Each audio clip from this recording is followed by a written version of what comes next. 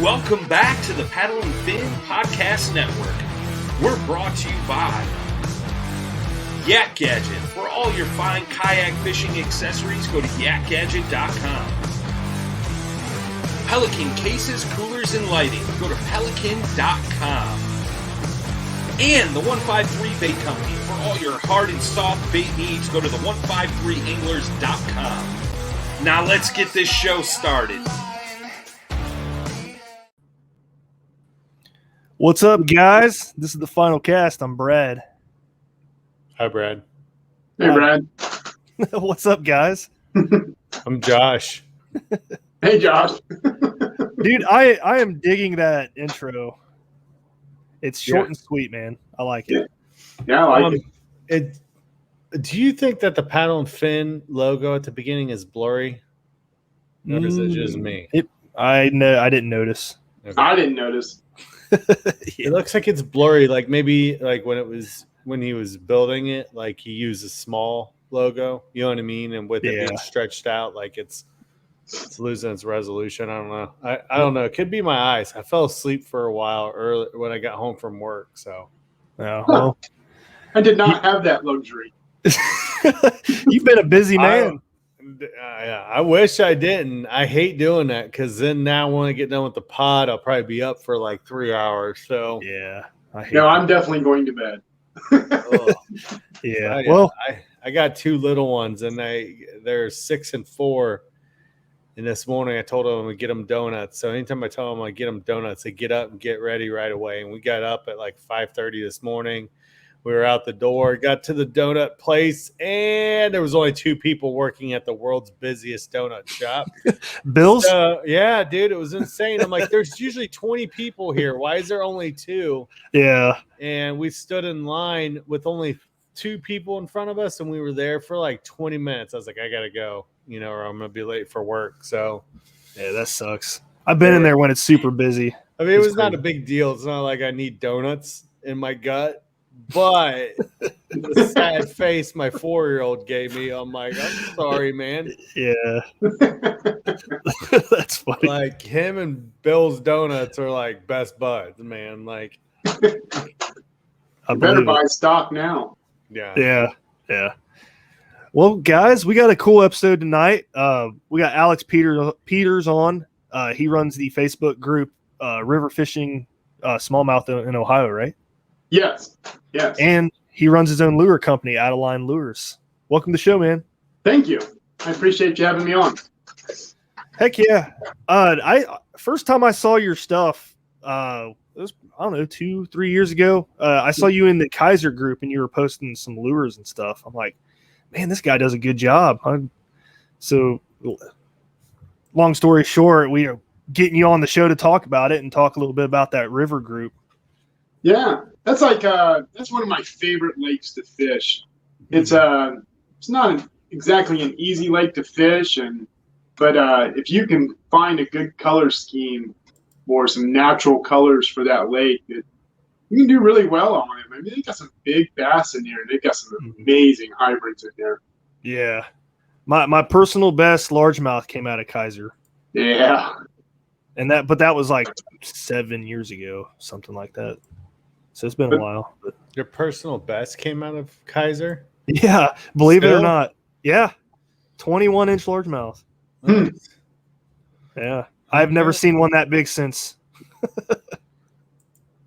But I'm not a big largemouth fisherman. I'm more of a smallmouth fisherman. So I usually just go up there for the hybrids. Right. Yeah, that's something like if I go to Kaiser, that's going to be something more I try to focus on too. But I'm not a big largemouth guy either. I like the smallmouth. But let's start off with like an introduction, man. Let everybody know who you are, what you do, how long you've been fishing for. All right. Well, my name's Alex Peters. I started fishing river smallmouth in Ohio in 2016. I also started a company called Adeline Lures in 2016. I started the group page because I've joined, a handful of different group pages on fishing. And, a lot of them are good. I think some of them get bombarded with advertisements or join me or garage sales, and I just kind of wanted to get away from that and kind of show fishermen that you can have a big group setting with, knowledge and good people to, point you in the right direction. And so that's kind of where I've taken the page. I've probably got almost 7,000 people in it now. Mm-hmm. So, and then the lure business is pretty much just word by mouth. I do have TikTok and Instagram and kind of show off there a little bit, but most of it's just word by mouth. Some of the fishermen pick them up here and there, and they run the lures, and they seem to like them, and they keep coming back. Heck yeah. Like I said, some of your paint jobs were unique. I saw them for the first time a while ago, and I'm like, that looks really cool. I like that. Yeah, I've designed some lures for people. There's a guy out of Middletown. He wanted a specific design for like a red color. Kind of told me what he sort of wanted. As long as I'm not mimicking any lures, I try not to, copy a lure exactly. I'll try to put my twist on it some way or some form. Mm-hmm. And then, but he won a couple tournaments with it, and that worked. And then, let's see, I've sold them as far as Texas, all the way down in Georgia, up in Michigan. Wow. Yeah. I didn't realize you were shipping them all out that way. That's crazy. Oh, yeah. That's cool. So is business like steady? It goes up and down. I mean, just like fishing does. Last year I didn't do so well. I don't know if I would have thought differently with the pandemic, everybody trying to be an outdoorsman. Now all of a sudden, everybody seems to be buying a lot of kayaks and stuff. So that's never even been on a kayak. So, yeah, which is good. But no, I don't know if people were just tightening up on their money, or, maybe they just were buying out of big box stores. I don't know. Either way. But this year, towards the tail end, I started picking up again. So that's good. Yeah. Yeah, who knows? I mean, with the way it might just be the fact that you had like a small business, you have a small business with it, and then you're trying to compete with places like, Bass Pro and all that places that were getting sold out of everything. And I think what it is that you're going to cater more to an angler that's established, guys that have been fishing for a while, and they're looking for something particular. They're looking for performance. They're looking for custom. And last year was more about people who aren't, they're not familiar with it. They're new to the sport, I went to, what was it? Cabela's. Yeah, I went to Cabela's one day. And I go in there, and I'm trying to pick up a reel for Mike Grimsley, Brad. Mm-hmm. He had he either dropped it or broke his presidential reel. He just had a little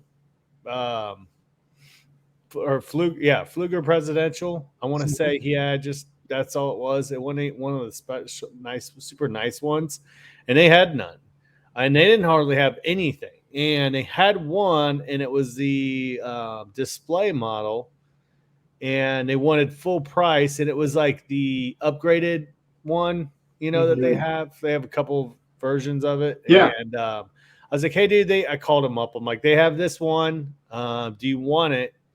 And he's like, I don't know if I necessarily want the display one, because, I'm the same way. Yeah. If I have the option, I'll just get the one that's not been everybody's picked up or whatever. Right. I'm like, well, dude, you ain't got much to pick from unless you want one of the, Stratic CI4s or or the bottom of the barrel. But so he was like, nah, don't worry about it then. Well, I was going to try to buy it for him, because I was like, well, it's a display. Maybe I can get it as a deal, Mm-hmm. They wouldn't cut me a price deal on it at all for really a demo one. Yep. Not at all, dude. Not in a big box store. They were no, we got to sell it full price. I'm like, dude, it's the last one you have.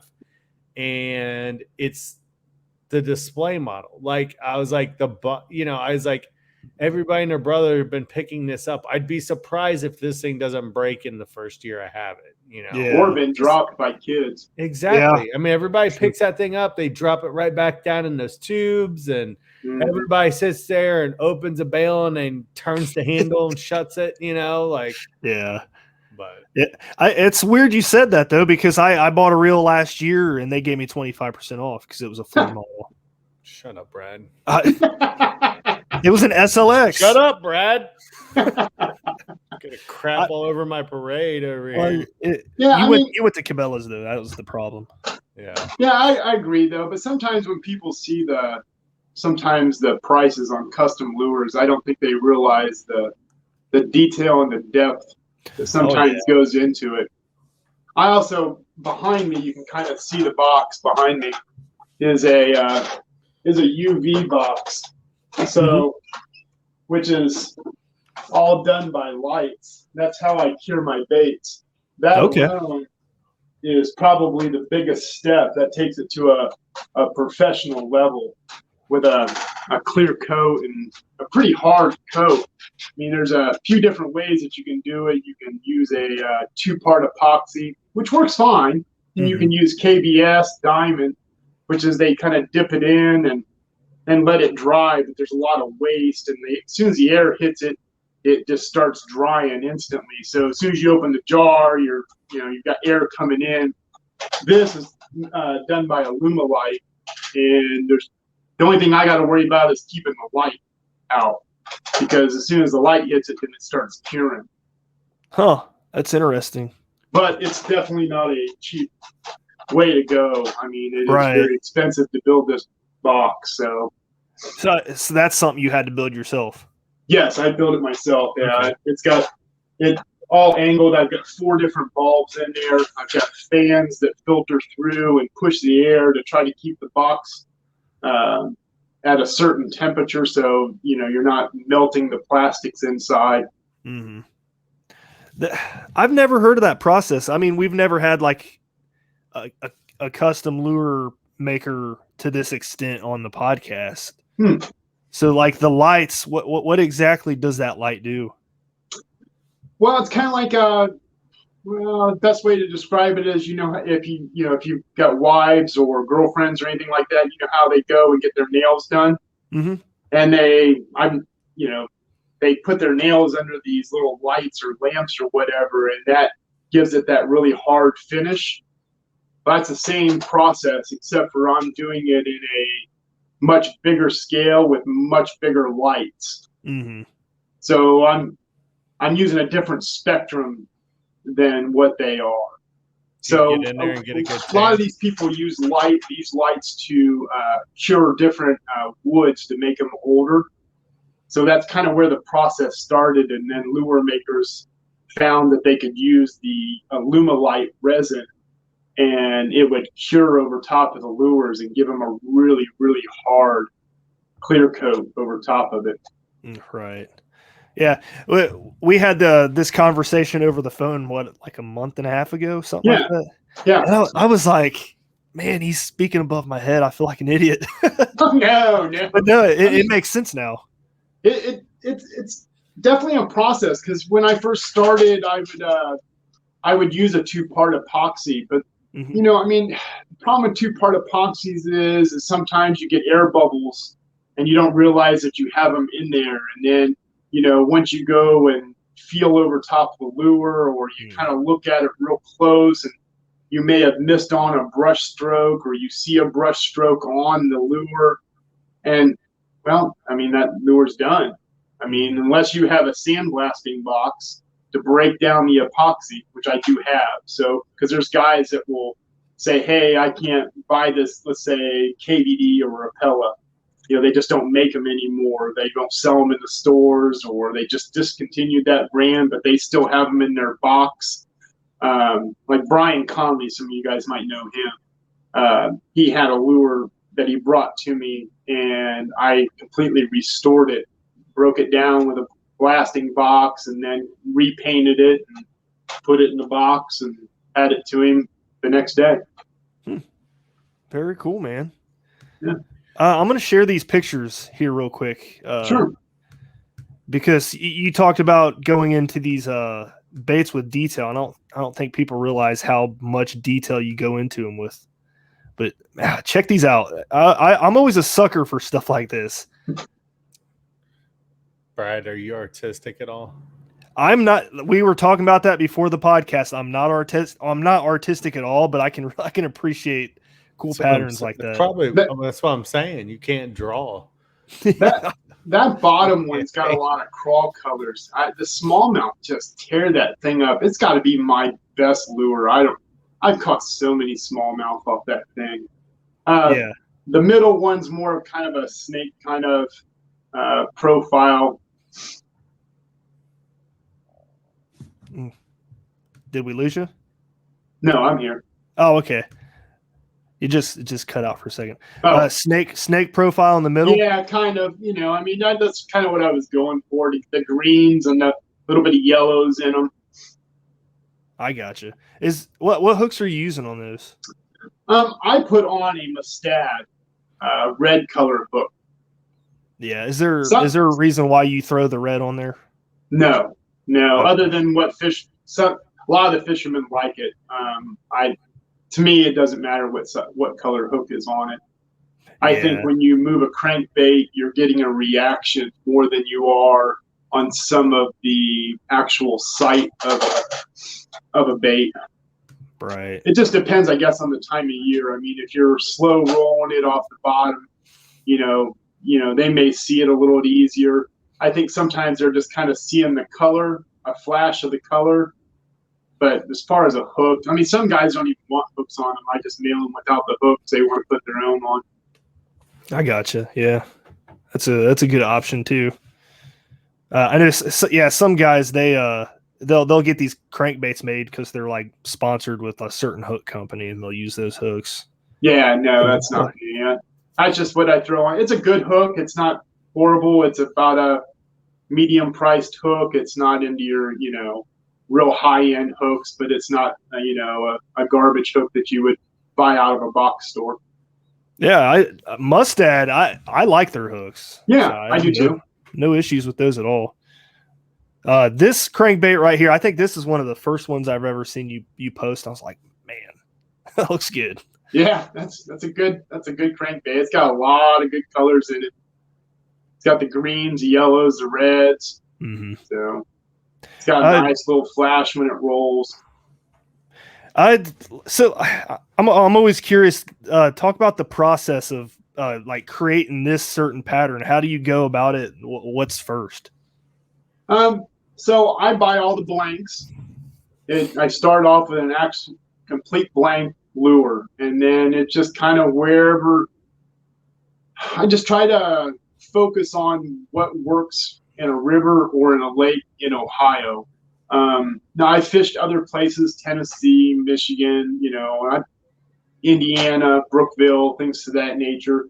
And I just try to see what's natural in the general area. But I mean, certain fish, they do like certain colors, fish do like red and yellows. So, and green, I think, is a predominant color that they see better than a lot of colors, believe it or not. So they just seem to eat green a lot more than a lot of colors. So I do use those a lot. But that process is just I'll make sure that it's clean with an alcohol, and then I'll come over top of it with a white base coat. I think that one might have a black base coat on it because I think it's got black lines through it, if I remember correctly. So it'll have a black base coat, and then I'll wrap it with a mesh, or which will give it that swirl pattern, and then you put colors over top of it and take the mesh off, and you'll leave the little black marks, and the rest of the colors will be on top. Are you airbrushing all those? I airbrush it all, yes. Okay. Yeah. Now, I had a quick question when we were talking about the UV light and painting. Yeah. Is that UV light work for all different types of paint and epoxies, or are you using something specific tailored to use the UV light as a hardener? I'm just using it as a hardener, but I got to be careful on certain colors because we all know UV will eventually break down pigments of colors. So sometimes I try to steer away from some of the fluorescents now because the UV light will break them down. Sometimes you just want to throw maybe a quick transparent color over top of it to kind of give it that little added touch, and then you don't lose it when it goes into the UV box. But you do run that risk, and if you do, then that lure's not. You start over, try again. Yeah. A lot of but you can use. There's nothing special about the paint. Any of the paints that you use for using the UV light. It's just the same kind of paints that somebody else would use. It's just like an added step to help harden the paint. Yeah, most painters use Createx or Wicked Colors, which is kind of the same company. They're just different thicknesses of them. But you can use any paint, auto colors or any different kind of paints. Inks, you can use some inks. You just got to thin them down. It just depends. You've got to be able to get it through your airbrush is the key. Yeah. Man, are you using stencils for these patterns also on the sides? On the top, that one has a stencil, and then all the splatter is just kind of either off of a brush or a toothbrush or something to that nature. Okay. And then there's a glitter on that one, which is a real fine glitter. You have to buy like a lure glitter to get it on there. If you use normal glitter, it will come out real chunky and it won't work. And you'll feel it on the bait, and then it can change the effect of how it goes through the water. Is this something you mentioned you started the company in 2016? How long have you been doing the baits, or is it something you just learned along the way? I probably started doing the baits probably a couple years before I actually started the company. My kids, really, I've got 3 daughters. My kids are the ones that kind of told me, Dad, go on Twitter. Dad, do this. And Dad, do that. And try Etsy. And I never did Etsy, but I mean, they just kind of said, Dad, go do this. And so I had Facebook, and Facebook did a business page, and it kept my personal Facebook separated from the actual business, so I didn't have to show my family, and I could keep it all separated, and it just kind of went from there. Funny how stuff like that works out. It's just you don't have plans for anything like that whatsoever, and then all of a sudden it's like boom. All right, let's do this. Yeah, well, I got tired of burying lures in the river, and then you go and buy some good lures. I mean, there's some good lures at Bass Pro Shops, or every once in a while I'll still buy one. There's a reason why they're a good lure, and some of the pros use them to this day. I mean, because they're good. But when you bury a $30 lure in the river and you can't reach it, that'll burn you. I've lost the jackhammer in the river before. Right. It was the only one I ever lost. I was like, I ain't doing that again. Right. So I threw one on Sunday. Did you get any? I caught one little one, man. The river was really bad and low. Yeah. I tried to fish super Sunday. low. Yeah. We went up north of Dayton, Brad. We did from Taylorsville Dam down to Rip Rap, where that blue bridge is. Yep. And dude, it was rough. The first fish I caught, it was like within, I don't know, right when we started, and it was right next to some grass. The water was dirty because it rained the night before, kind of hard. It didn't rain very long, but we only got down here because I live south of Dayton. It kind of came and went real fast, but I know that they hit a little stronger up north, so the water got stained, and Mike, pre-fishing for that tournament all over the place. And I was like, well, we could go up, we could go wherever. I was trying to stay south because I was like, I know there's more depth down south. And he said that it was shallow. I said, the further north we go, the harder it gets more shallow. Yeah, it's way more shallow, dude. I'm like, that river gets a lot smaller up there. And we ended up, he was like, I don't really care about pre-fishing. I just kind of want to go somewhere different. I'm like, well, yeah. I said, it's a nice float, man. It's, a lot of trees and stuff. So it is kind of funny though, because that's like an area that you fish and it's like really hidden by the trees and you're laughing because you can hear the motorcycles for the whole time and just live music blaring. You're like, like so much for peace and quiet. But I haven't fished riprap in a while. Now I fish from DeGraff and Quincy all the way down to Miamisburg. Mm-hmm. I've never been up to Quincy yet. I want to so bad. It's just the access points for kayaks are like so far and few between up there. It's crazy. I just waited. Do you? Yeah. Is it kayak? I mean, is it kayak friendly? Yeah, but I mean, it's a lot of dragging. Yeah, because it does, like he says, it gets real narrow and it's got some shallow points. So I just find it easier just to jump in and out of the truck and hit certain spots. But see, once you get up that far, then you start running into private property. And as Ohio says that the landowners own under the river, they own the ground. So the furthest north I've been is Sydney. I was impressed with that river though, just that part of the river, just because the scenery. 20 miles above Dayton, you would not expect to see that kind of river. Yeah, it's beautiful up there. Yeah, but I fished Miamisburg this weekend. We caught a ton of dinks. I caught like 20 dinks. And I was fishing like the fastest water I could find. I stayed far away from the riffles and everything, so they didn't see me.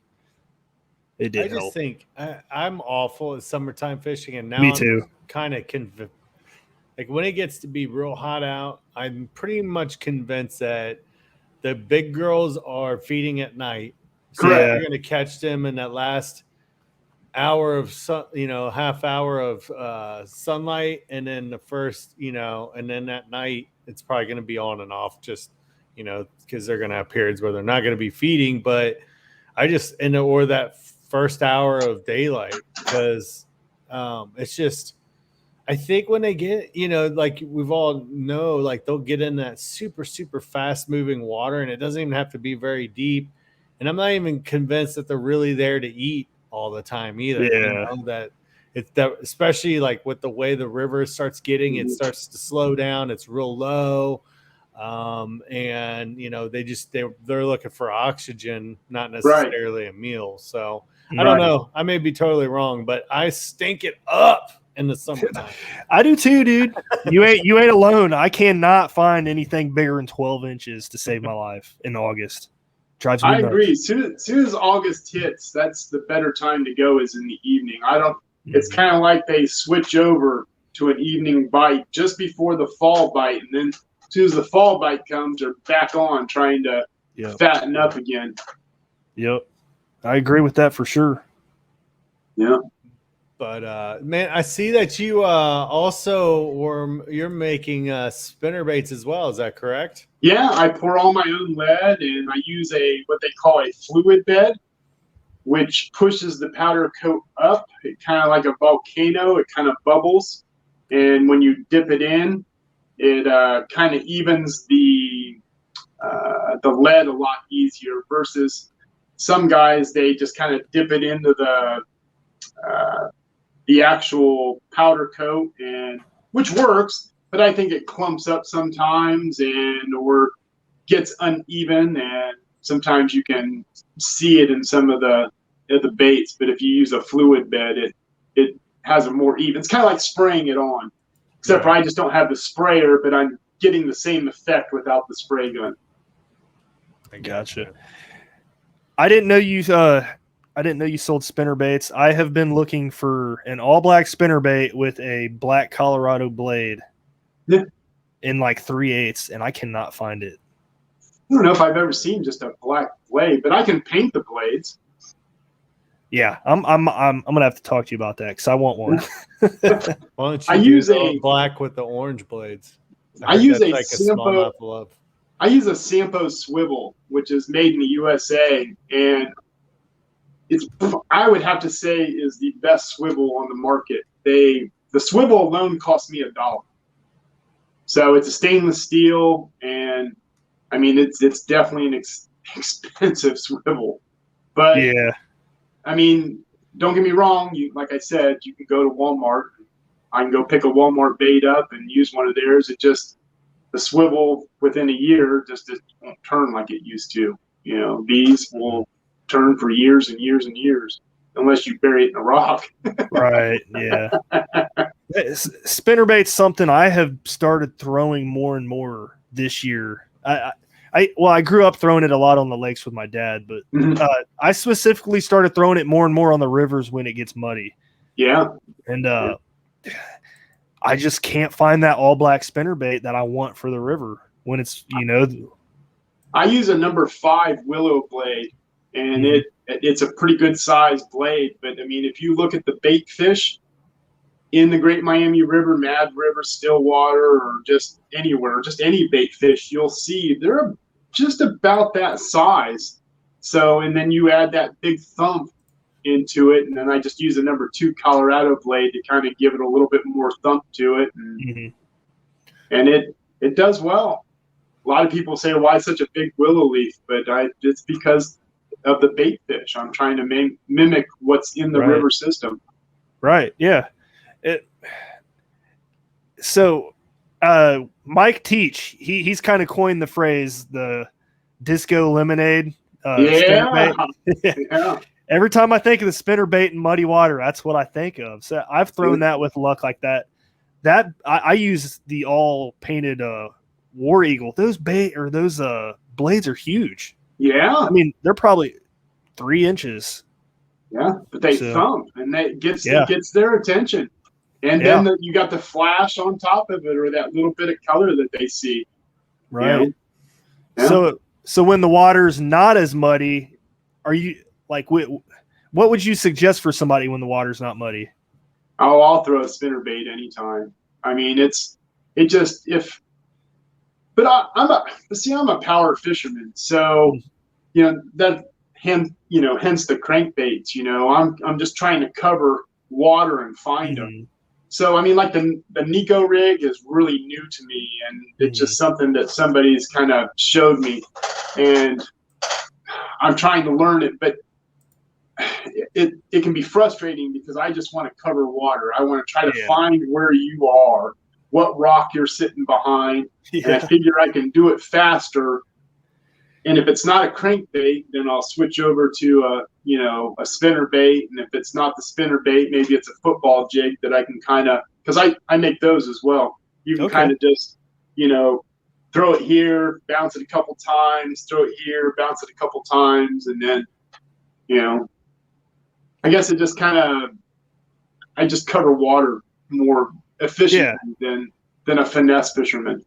Oh yeah, you definitely do. I mean, I'm a finesse guy big time, and I will spend 10 hours on a 3-mile float just picking it apart, and it does drive me nuts. But when that water's muddy, I definitely switch to power fishing. Well, it helps when you use darker colors in muddier water, though. But see, sound works as well, and so does scent. I mean, they're they're the top of the food chain in the river system. So, I mean, that's all they do is hunt. I talked to Kip Brown, which is one of the biologists at ODNR. I mean, I've had so many emails. I had a post in Fishing River Smallmouth in Ohio about should you keep fish or shouldn't you keep fish? And I think it stirs a lot of fishermen up, and it kind of drives their passions up one way or the other. I try to not even allow the people, posting pictures with them at home, because it's a big argument. I've gotten a few nasty messages because I won't allow it to happen. But it's, I don't know. It's my page. But anyway, back to the point. So I decided to see if Ohio really needed regulations in the river systems, because if you go up to Lake Erie, they've got a lot of regulations up there for different species, and you wonder, man, are our river systems really being overlooked? Are all the big giants being taken out by people or not? I don't know. I mean, the conversations that I've had with him has been real eye-opening with ODNR. Now, I'm not saying that they have it 100%, and I'm not saying fishermen have it 100%, but it definitely, if you go in with an open mind and not try to be, I'm dead set on this point of view, and you guys need to have regulations, and you just try to learn, what their process is. I mean, example, the still water. If you've ever fished the still water, you seem to catch 1,000 of them.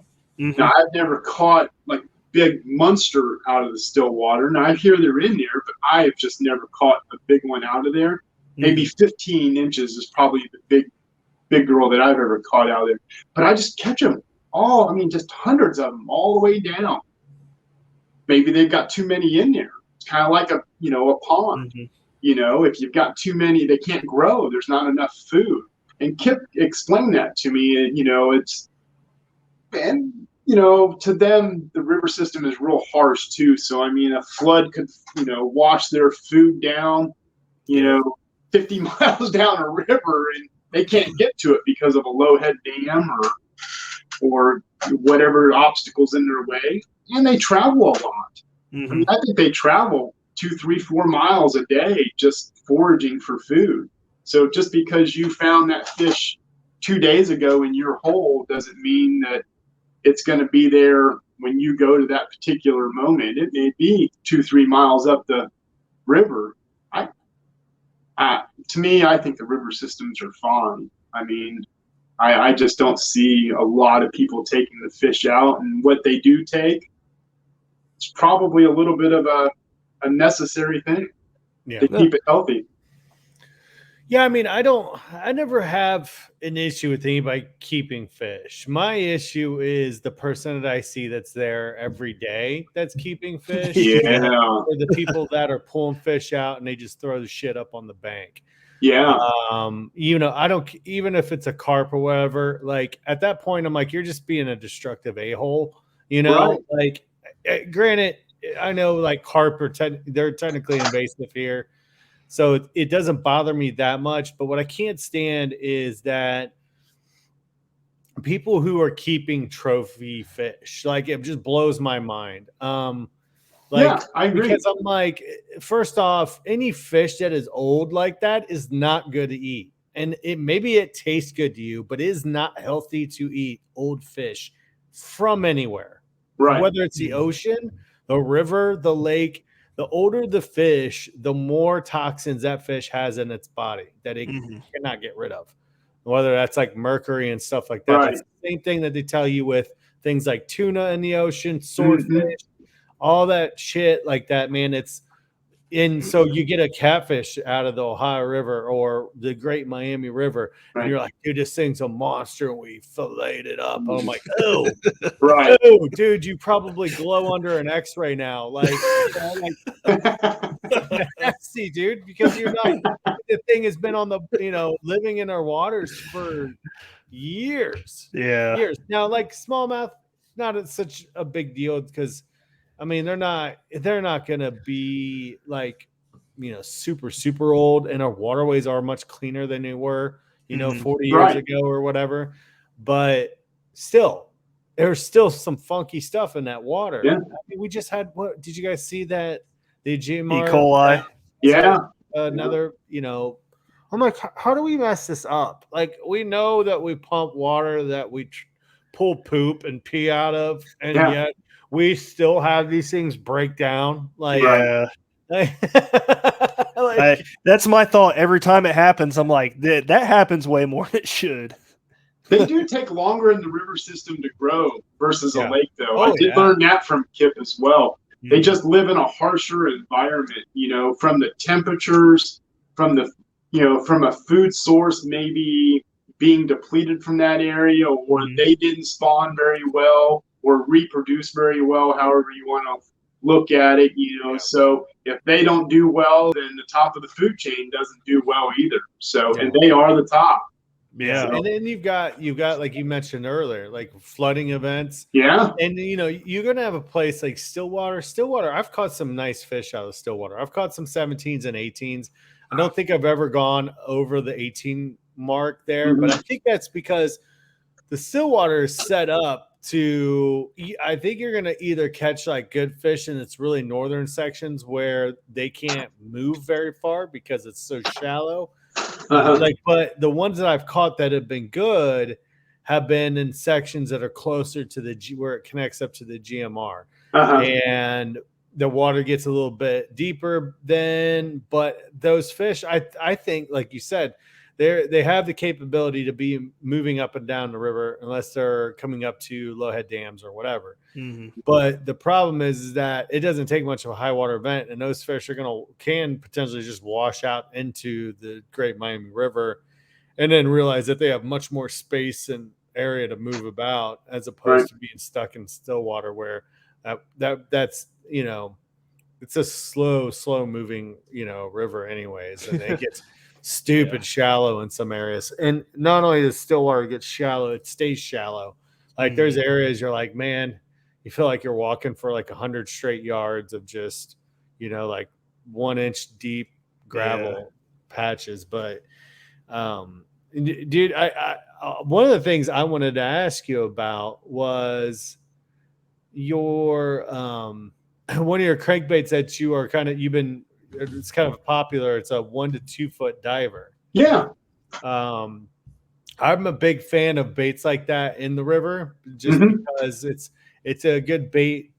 I know it's a good idea to bounce your crankbaits off of rocks and stuff like that. Yeah. But obviously you can run the risk of breaking them or get them snagged or whatever. So I always like to have some 1 to 2 footers like that. How popular has that lure been for your river guys? That's about mainly what I sell to the river guys. I did add, and I haven't posted on the site. I don't know if you can see it or not. Let me see if I can put it up. But I don't know if you can get a good look at it or not. That's probably over here. There we go. Yep. That is a 3 foot diver, and it is supposed to take the place of the balsa baits. If you look at some of the pros that fish early on, some of them will crack their balsas or ruin them, and I think they get frustrated. So they came out with this really tight wobble lure. That one just happens to be a 3 foot. I can get it in 3, 6, and I think 10 to 16 foot diver. But I ran it in the river this last Sunday. Like you said, you went out fishing. I did too. The water was kind of murky. So I don't know if I only had 2 colors, a purple and that pearl white and that yellow. I'm trying to mimic that gold shad. What's that Ohio shad that we have? I forget the name of it now. Anyway, I'm trying to mimic it, and I thought, maybe that lure would work, but I think the water wasn't quite right. It needs to really be clear water when you start getting into shad presentations, so they can really see it. But the 1 to 2 foot divers, that's about all I sell. I do have a 3 to 5 foot, but you really run the risk of burying the lure, in the river. Yeah, those 1 to 2 foot divers, I don't have any of those, so I need to pick up some of those. There's so many spots that I have in mind where I'm like, yeah, that'd be great. Throw that in a riffle and just rip it downstream. Right. I mean, they're great. They're not. It's not the best bait though, Brad, to throw when you literally do start getting into 3 and 5. And the only reason I say that is because like the one he's talking about is probably perfect when you start getting that 3 to 5 foot depth where you're coming out of a riffle and there's like a pooling area there. Right. Because what ends up happening is if you're throwing that crankbait and it's only a 1 to 2, it stays up in the top part of the water column too much when you're wanting it to dive down. And it's because also you're getting a current pushing behind it. So not only are you trying to reel and pull it down, but you're fighting the speed of the water at the same time. It's real weird because I have one that's it's like a 0 to 1 floater, and it's actually kind of meant to be a topwater bait. Right. But dude, when you try to fish a current with it, I'm like, dude, I can't get it to ever really go down. Like I have to jerk the line like a jerk bait to get it to dive just because of the water pushing it. That I'm sitting there. It's like kind of dumb. I gotta laugh at myself because I'm like, oh, why am I trying to crank this? Like literally I should just jerk it and then reel up the line, because if I sit there and just go with the current and I'm sitting there cranking down, I have to go real fast to get it to dive, Yeah, that makes sense. But I think the average depth, I think I read somewhere like the average depth of the whole Great Miami River, I think they said somewhere like 5-6 foot. If you add, I mean, I know there's a lot of deep sections in it, but if you took the whole river, that would be your average is 5 to 6. So when you throw a 1 to 2 foot crankbait, I mean, you're just barely hovering over those rocks, and then you're catching those big boulders every so often that'll deflect off of to give it a different, bounce or a sound. But really, crankbaits are just reaction. Baits, they're just hitting it because they saw it. They're like, oh, I gotta nail it. Yeah. What was that? I did see something else I wanted to ask you about. Pretty cool on the site is your lure retriever, man. It's a cool idea what you did there. Yeah. You still making those? Oh yeah. I also do a 223 shell and a 22 shell with an inline spinner. I don't know if I've never caught a fish with it, but they sure do look neat. And because they're scared. I've got one sitting on my nail. They're like, why is there bullets traveling around here? But they look like real bullets, and I mean, they just got a blade on them. I mean, they spin. I've just personally never caught a fish off of it. I've had a couple. Is that what this is? That's his lure. No, that's the lure knocker. That's to retrieve your lure to get, let's say, get snagged on a rock or whatever. It goes on the fishing line. You send it down, it'll knock that lure off, and you can lure it back.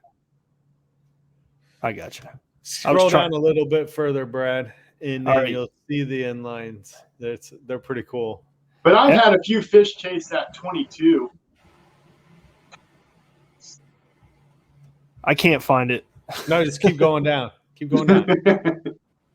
It looks like there's 2 inline spinners, one bigger one small one, red. Oh, here we go. Yeah, right. One's a 223 shell and one's a 22 long rifle shell. That is cool. Here we are, right there. Yeah, that's really cool. You never caught anything on that though? Huh? You haven't caught anything on it yet though? The 22, I've had fish chase it. But that's awesome. Just never had a hookup. The 223 shell, that's a heavy shell anyway. So you got to really move it. You almost got to have a bait caster to get it through the water.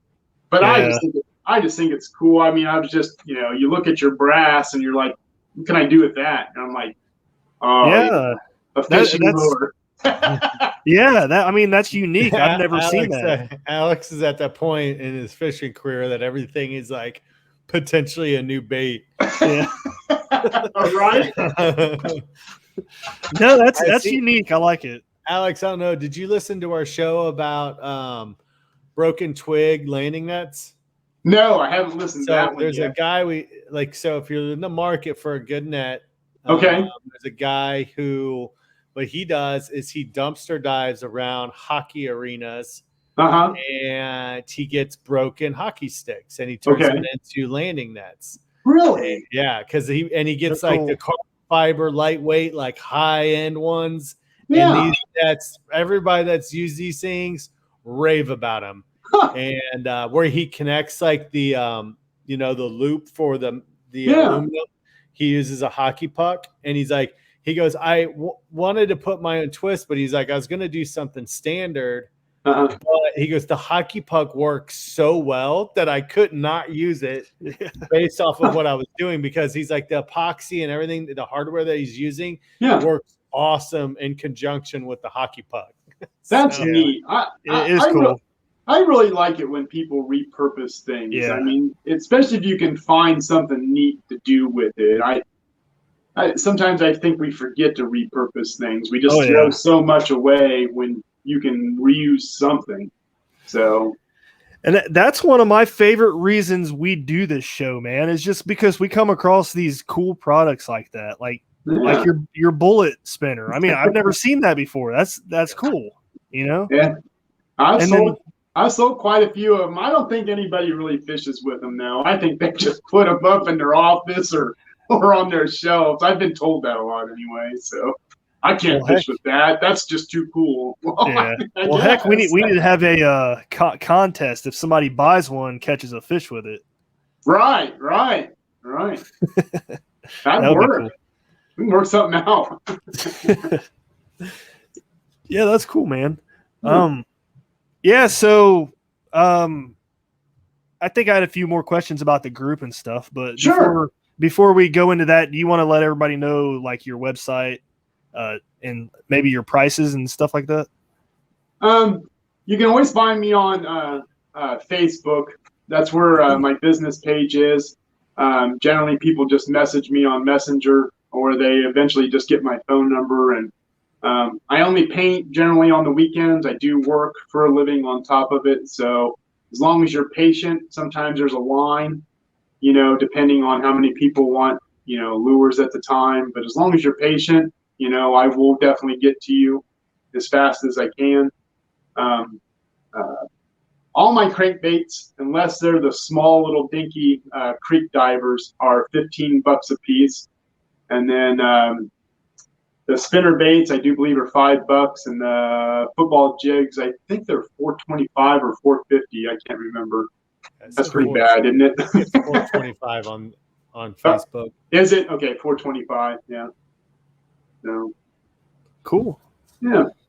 Well, heck and yeah. It doesn't matter what size crankbait you get either. I've got anything from 8 to 12, 5 to 8, 1 to 2, 3 to 5. I do now have those balsa acting baits that one goes 3 foot, one goes 6, and I plan on getting the 6 to 10 foot diver. It's just got such a tight wobble, and I mean you can really feel it pull through the water, and it goes through grass much better than an actual crankbait will, because it's just got a more slender. It just rips right through grass. Cool, that's awesome, man. Well, I know I've seen them, so caught my interest and everything. I hope it catches somebody else. If whoever's listening out here, if you want to buy some cool looking crankbaits, man. Well, I appreciate Alex it. Is your guy.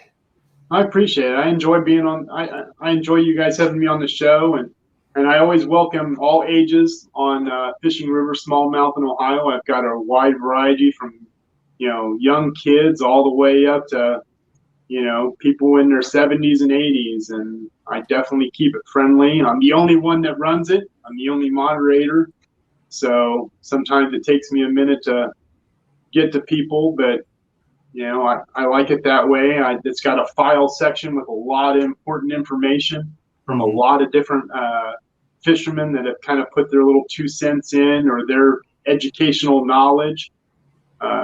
Matter of fact, like Chris down in Fisherman's Quarters, he's getting ready to write something for me. Just kind of what he's seen in the industry, how it's changed over the years. Just simple knowledge. I had like Kip Brown, the biologist over ODNR. He gave me that bait fish kind of reference, which was really kind of nice just to share. Then it's got a kind of a fun side. It's got the album section where if you can send me a picture of a fish that's actually on the board, doesn't have to be perfect. We're not in a tournament or anything like that, but get it somewhat nice. And if you can get 17, 18, 19, 20, and I'll post it and kind of have some bragging rights. Heck Yeah. yeah. But I don't even have to ask the questions because you just already answered a few of them. Yeah, but I got to say, like, you being the only moderator of that group of 6,000 plus people, you do a pretty good job of keeping it clean and friendly. I never see like anything get out of like, I don't know what I'm trying to say, get Like, out of hand, I guess. Like Ohio fishing reports. Yeah, like that. Yeah. I left that group a long time ago. So I mean, Yeah. you're doing it right, and it's more impressive that you're the only admin of the group. Yeah, I'm not knocking anybody's group. Right. Matter of fact, I'm still a member to a lot of groups, but I just wanted to bring something different. It's got all these features on the page, and it just seems like no group uses them. Mm-hmm. And why not? I mean, if it's there available, and it doesn't matter if you're not using it or you're using it. It's kind of like the announcement section, where I put the podcast for you and for Brian and Tyler for the Cincinnati Kayak Fishing Trail, and for Neil Farley for the Buckeye Fishing Trail, so they could see the schedules. And then with that announcement post where there's a whole, there's probably like 80 different comments where people can have whatever they want to sell, but it's there and it's not constantly in your news feed. But if you want that, then you can go there and look through it and see maybe there's a group that interests you, or maybe there's some maybe another lure maker that may be something different than what I do, and it gives them the opportunity to have their space without bombarding somebody else's space. Right. Yeah, causing issues and fighting. Yeah, that's a good idea. Right, because we're all there to see the fish. So yeah, you got to have both worlds. So, and I think sometimes groups forget that. So, I agree. And like you said, some of the articles in there, I've read some of them in there. They're pretty good. Yeah. You've let me post some of mine in there also. Yeah, I enjoy all of your podcasts. So even like Whitley, he wrote a really good article on the river from the West Carrollton Dam almost all the way up to the Moraine boat ramp, well, a little bit farther. And it was a really impressive article of the river. So, and he didn't give any secrets away. He was pretty good at it. So. Yeah, it's the way to do it. You give too many secrets, you'll start getting messages from people. Right. I just want people to learn. I'm not. It's kind of like the painting. You can message me all day, and if you really want to learn how to paint, I'll show you how to paint. Yeah. It's just, I'm not here to. I don't think you'll ever find me in a big box store. Right. I think that I will always. Like I said, I've got a whole nother shop upstairs in the garage, and you can't even park a car or a truck in there anymore. It's just because I've got sandblasting boxes. I've got 3 different compressors, a paint booth, and I don't know how many hundreds of boxes to keep parts in and whatnot. So it's, it's important to keep passing it on, instead of letting the newer generation just trying to figure it out and, maybe ruining a river system that they could have just learned something from somebody. Yeah. Yep. That's the important thing too. Like, you create those good groups that are informative, and the one thing that I do is kind of see that, and this is kind of on fault of all of us, really, in my opinion, when it comes down to it, is that as we've gotten more and more involved in social media, our descriptions and what we're talking about is getting shorter and shorter and shorter. And everything is more visual with pictures now. Like Instagram is a big, it's starting to replace what like Facebook was. Right. And Facebook replaced, like for me and Brad, what fishing forums were, And I think that with that has come something that's sort of a little detrimental when you want to be able to share knowledge without blowing up your spot. And so what it's become now is just pictures with a description of something. And a lot of times there's not that informative information that we are all looking for, which is like, okay, what kind of water are you fishing? What was the depth like? What was your temperature like? What's your water clarity like? What are you throwing it on? A medium light, medium, action spinning rod? What kind of line are you using? Because that's how I learned how to bass fish, was through fishing, how game fishing. And I started asking questions and I started reading what these people were using. And I'd be like, okay, what kind of fishing line do you guys use for throwing these grubs, or whatever? And, that's kind of where it started. And you see with the groups now, it pulls away from that. You'll get like a lure, like, oh, I threw the Rico, or I threw a Kitech or whatever. But there's not too much information from, and that's the one thing I'd like to see us all go back to, is sharing that thing. Yeah, it's awesome to see like the good pictures, right? Like sweet, and I don't need a background. I don't care where you fished, because I know that's not going to help me.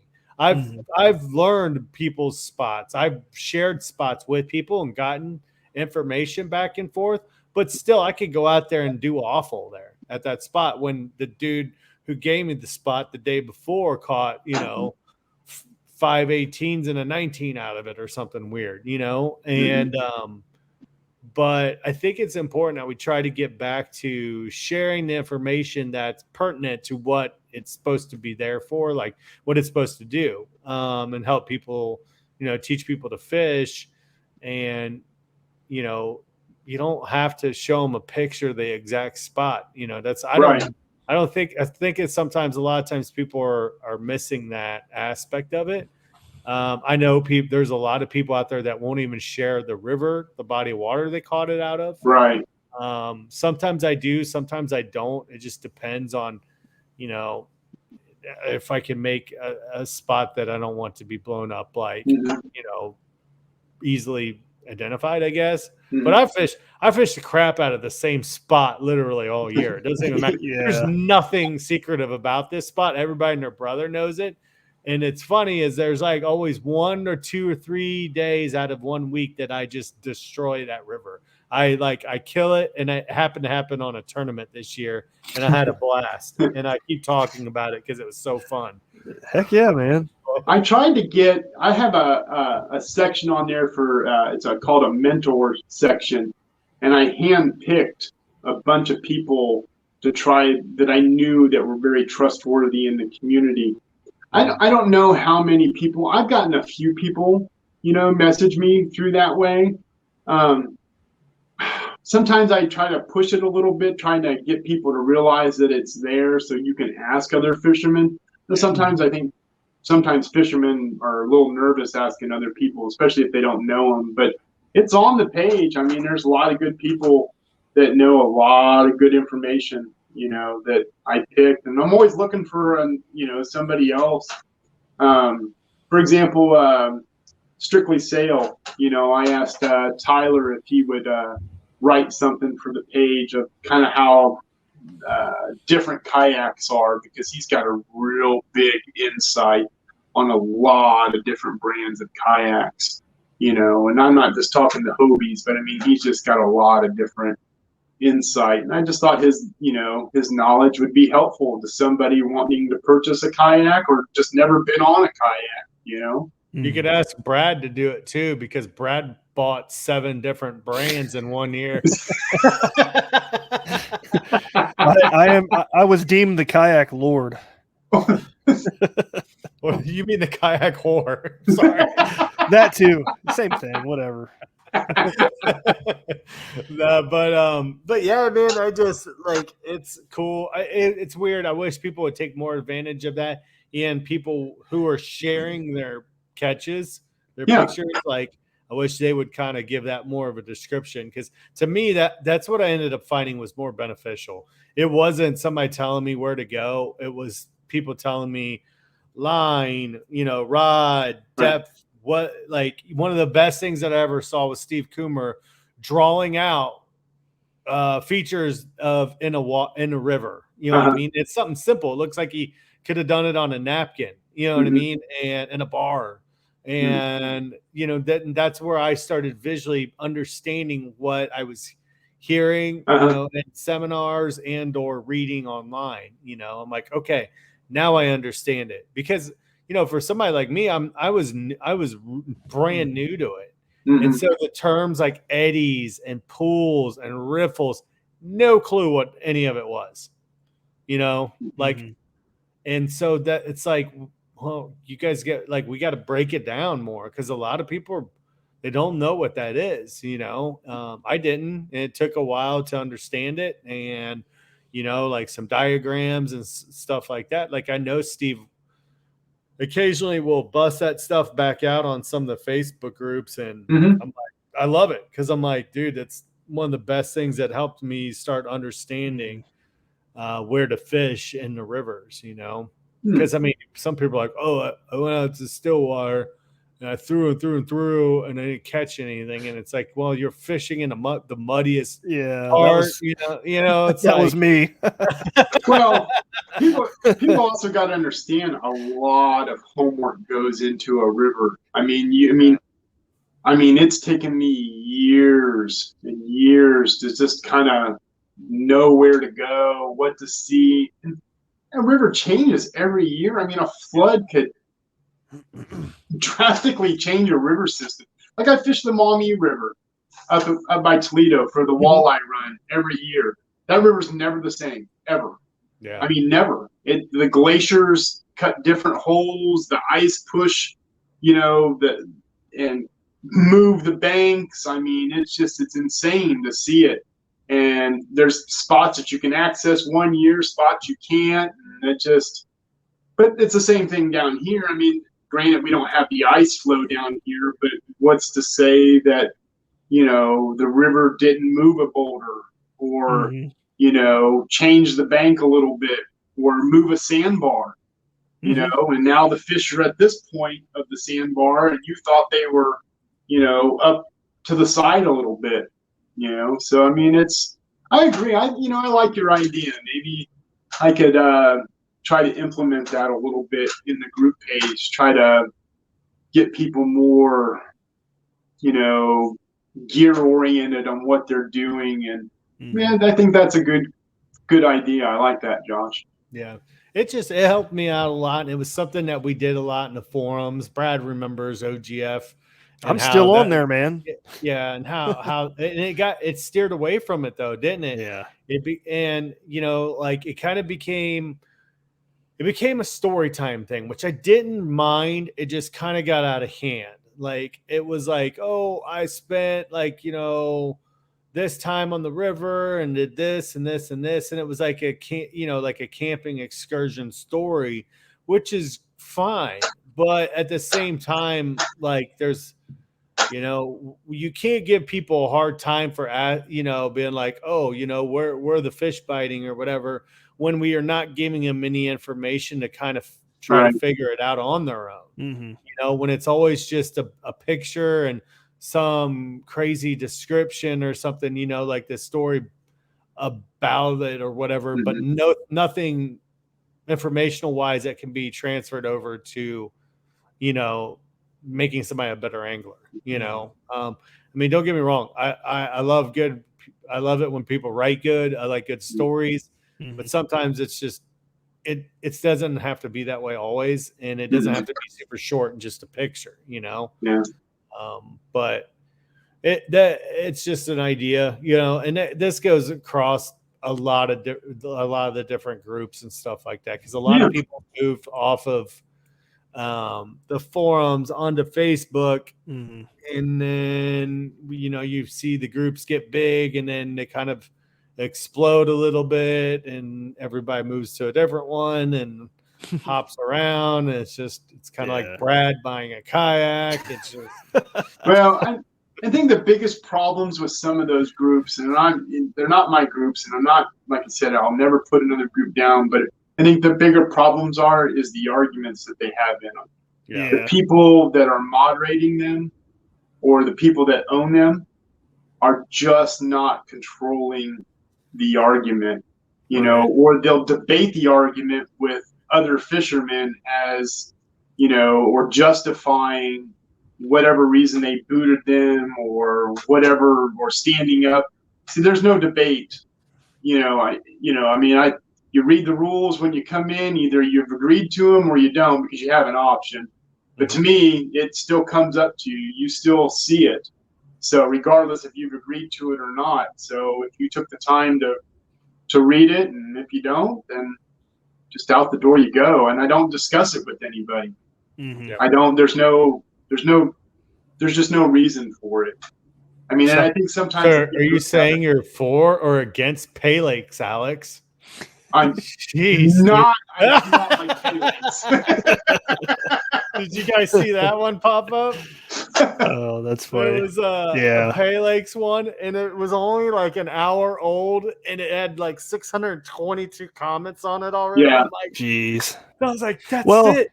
No, Brad, that's it. That's how we grow our Instagrams and our Facebook. Is all we do like once a week is say for or against Pay Lakes. Oh, Lord. Hey, I'm sure Brian would appreciate that. No, the Facebook in general, I just think when people get on there in the beginning, I'm convinced they're just pissed from the beginning, Right. Life, right? Right. You see like a political with their coffee, like, who can I be mad at today? Or, the first thing you get on, you see political stuff, and then it automatically triggers people, But then that might boil over to a group. Yeah, but it's all social media. I mean, maybe not so much Instagram because it's just a picture, but even TikTok. So, I mean, because I have a TikTok, and I can be real creative on a TikTok. I was talking to Brad. I don't do the trends, but it allows me to show my artwork or steps of how I did a lure. Now, I won't show you all my lures because I don't want to give you all my secrets, and I don't want every painter to have every one of my secrets. But sometimes I'll show a process of each step of a lure, or like I was telling him, I love Christmas and Halloween. So I mean, if you look at my TikTok, I mean, I've got like I took like a skeleton, and they come bone white, but I painted it to where it's got this gore effect to it. And it just changes things, but it shows, it's a creative outlet for me. But it's the same thing, all social media. I mean, people get so upset over the smallest things. I just ignore it. To me, it's entertainment. I didn't grow up with all this jazz. Yeah. So, like I said, I didn't even really have social media until it was my daughters. And they're like, oh, Dad, get on this. Get on Twitter and Facebook and sell your lures. And so to me, it's always just been entertainment. I get on there and I, read a couple things and on I go. Yeah. So. That's basically all I am too. But yeah, I agree, man. Yeah. Heck yeah. But I like your idea, Josh. I'm definitely going to try to implement that in the group page. I think that's a good idea. I'll try to see. Because I got like Michael Teach. He's a really good guy. He'll tell you a lot of stuff, what he does. And he's not afraid to tell you either. And maybe I can, I message him every once in a while. He's a really good guy. Maybe I can see if I can't get him to, when he posts, maybe post a little bit more in descriptions. But it's really finding those key guys or those key members that will do that will drive a page that direction.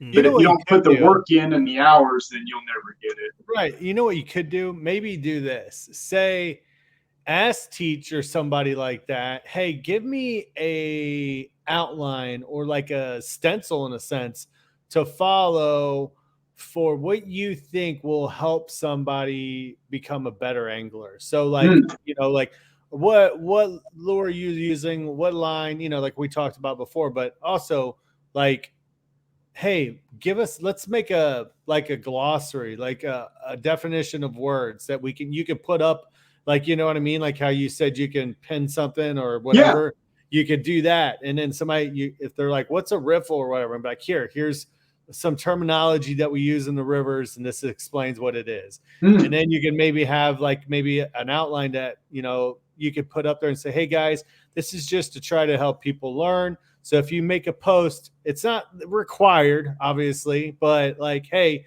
here's some information you can include in your post and that might help out an angler try to figure, become better, river angler or whatever, what features to be looking for in the water, what kind of retrieve are they doing, whatever, it doesn't have to be to the T, because I think that would make the page boring if it was like the same the same thing. But say, here's some points that you guys maybe make an effort to share within your post, where we don't have to sit there and share an exact location or anything like that. Right.